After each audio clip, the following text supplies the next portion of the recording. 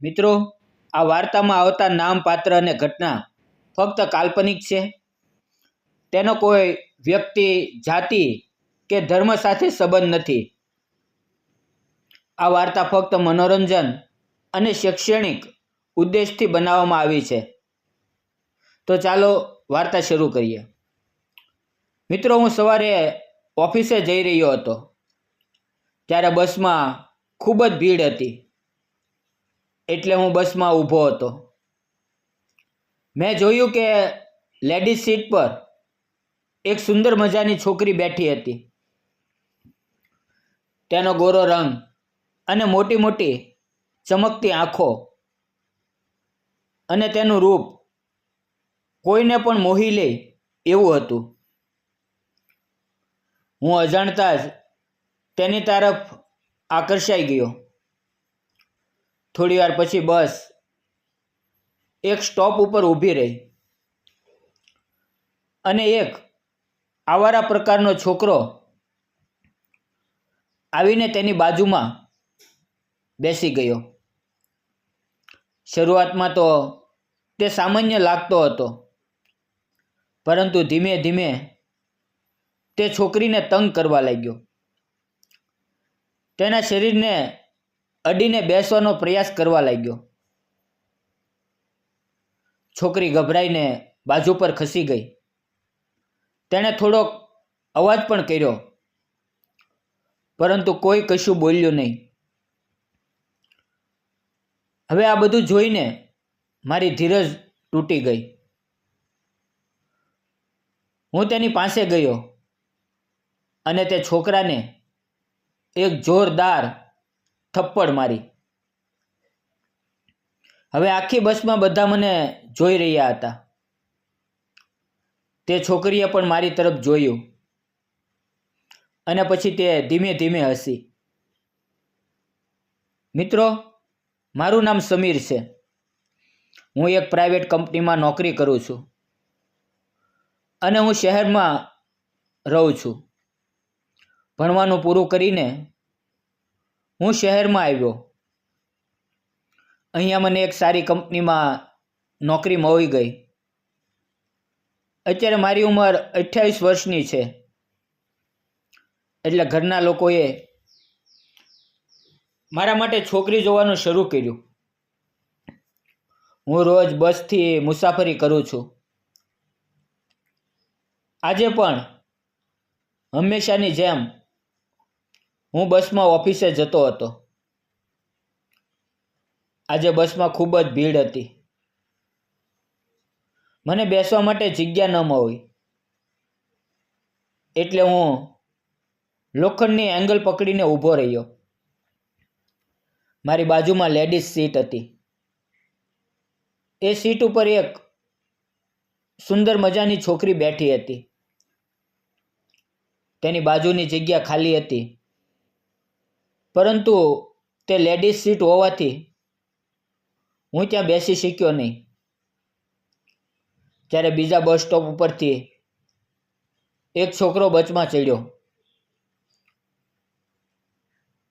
તે આવીને એ ladies seat ઉપર બેસી ગયો અને પછી તે છોકરીને હેરાન કરવા લાગ્યો. છોકરી થોડી બાજુમાં ખસી ગઈ, પરંતુ એ છોકરો ઈરાદાપૂર્વક તેની પાસે ઘસાઈને બેસવાનો પ્રયાસ કરતો રહ્યો. છોકરીએ તેને એકવાર સમજાવ્યું, પણ તેણે તેની વાત સાંભળી નહીં અને વધારે તે તેની ઉપર હાથ મૂકવા લાગ્યો. ત્યારે છોકરીએ જોરથી ચીસ પાડી. બસના બધા મુસાફરો એની તરફ જોયું, પરંતુ કોઈ બોલ્યું નહીં. પણ મને બહુ ગુસ્સો આવ્યો. હું તરત જ તે છોકરા પાસે ગયો અને તેને એક જોરદાર થપ્પડ મારી દીધી. તે તરત જ શાંત થઈ ગયો. પછી તે ચહેરો ઝુકાવીને બેસી ગયો અને આગળના સ્ટોપ પર તે ઉતરી ગયો. છોકરીએ મારી તરફ જોયું અને તેણે મને એક મીઠું સ્મિત આપ્યું અને થેન્ક યુ કહ્યું. થોડા સ્ટોપ પછી તે પણ ઉતરી ગઈ અને હું પણ મારું સ્ટોપ આવ્યું એટલે ઉતરી ગયો. હું ઓફિસે પહોંચ્યો, પણ આખો દિવસ મારું મન લાગતું નહોતું. મને વારંવાર તેનું સ્મિત અને તેની આંખો, તેનો ચહેરો મારી નજર સામે ફરતો હતો.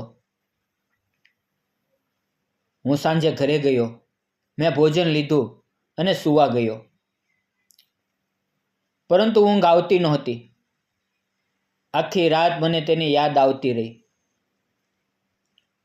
હું બીજે દિવસે ફરી બસમાં ચડ્યો.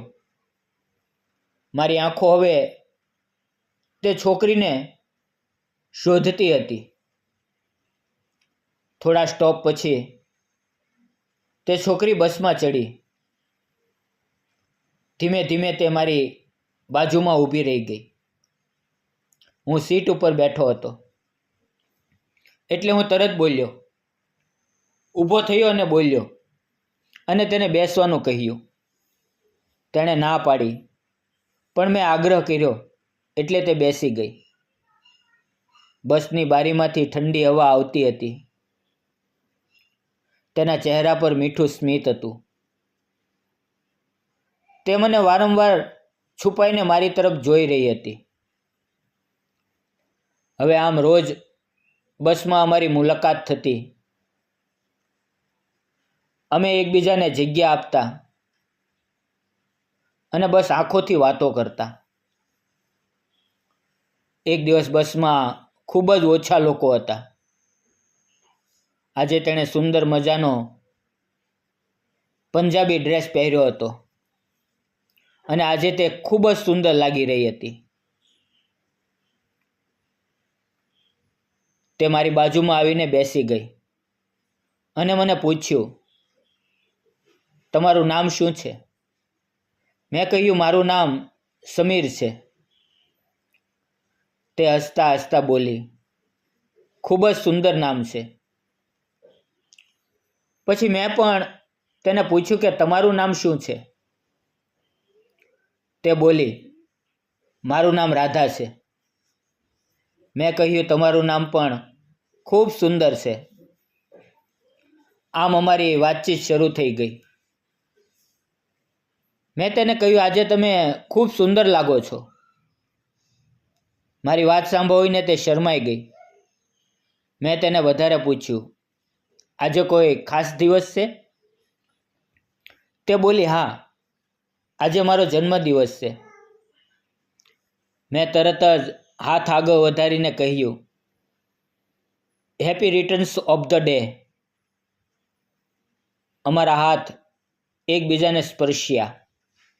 પછી મેં મજાકમાં કહ્યું, તમારે આજે મને પાર્ટી આપવી પડશે. તે હસતા હસતા બોલી, હા જરૂર. અને તેણે કહ્યું, સાંજે 6 વાગ્યે અમૃત હોટલમાં આવજો. તેની વાત સાંભળીને હું ચકિત થઈ ગયો. હજી અમારી ઓળખાણ નવી નવી હતી અને તે મને આમંત્રણ આપી રહી હતી, પણ મેં હા પાડી. સાંજે 6 વાગ્યે હું હોટલે પહોંચી ગયો. થોડી વાર પછી રાધા પણ હોટલે આવી. અમે બંને ટેબલ પર બેઠા. મેં તેને સરપ્રાઈઝ તરીકે હાથની ઘડિયાળ ગિફ્ટ આપી. તે ખૂબ જ ખુશ થઈ ગઈ. પછી અમે બંનેએ કોફી પીધી. જ્યારે અમે બંને બહાર નીકળ્યા ત્યારે તેણે મારો નંબર લીધો અને પછી રાત્રે તેણે મને ફોન કરીને કહ્યું, આજે મારા જીવનનો સૌથી સુંદર ઉપહાર તમે આપ્યો છે. આમ ધીમે ધીમે અમારી મિત્રતા નજીક આવી ગઈ અને હવે મિત્રતા પ્રેમમાં બદલાઈ ગઈ હતી. પણ હું તેને કહેવામાં ડરતો હતો. એક દિવસ મેં હિંમત કરીને એને ઘરે બોલાવી. તે દિવસે તે ખૂબ સુંદર લાગી રહી હતી. અમે બંને બેઠા બેઠા ચા પી રહ્યા હતા. તે સમયે તેણે અચાનક મને પૂછ્યું, તમને કઈ પ્રકારની છોકરી ગમે છે? અને મેં તેને કહ્યું, બિલકુલ તમારા જેવી. મારી વાત સાંભળીને તે શરમાઈ ગઈ. મેં તેનો હાથ પકડીને કહ્યું, રાધા, હું તને ખૂબ પસંદ કરું છું. તને પ્રેમ કરું છું. શું તું મારી સાથે લગ્ન કરીશ? મારી વાત સાંભળી અને તેની આંખોમાં આંસુ આવી ગયા. પછી અમારો પ્રેમ વધુ ઊંડો બન્યો. અમે સાથે ફરવા જતા અને એકબીજાને વધુ સમજવા લાગ્યા. પછી અમે બંનેએ નક્કી કર્યું કે અમે બંને હવે લગ્ન કરીશું. અમે બંનેએ ઘરના વડીલોને વાત કરી. બંનેના પરિવાર રાજી થયા અને થોડા સમયમાં અમારા બંનેના લગ્ન થઈ ગયા.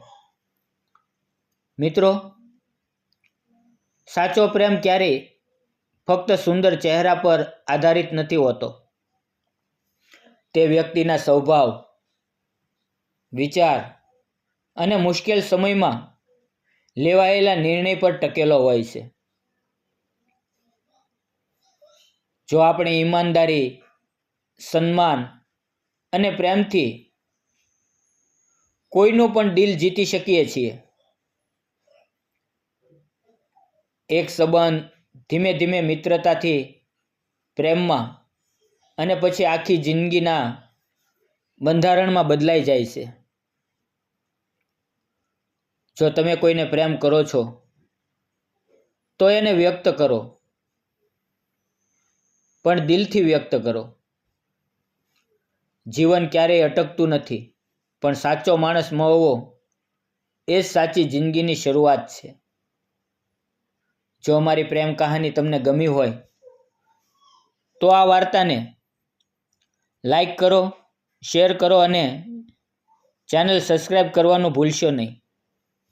જતાં જતાં એક નાની એવી કોમેન્ટ જરૂર કરજો. ફરી મળશું આવતીકાલે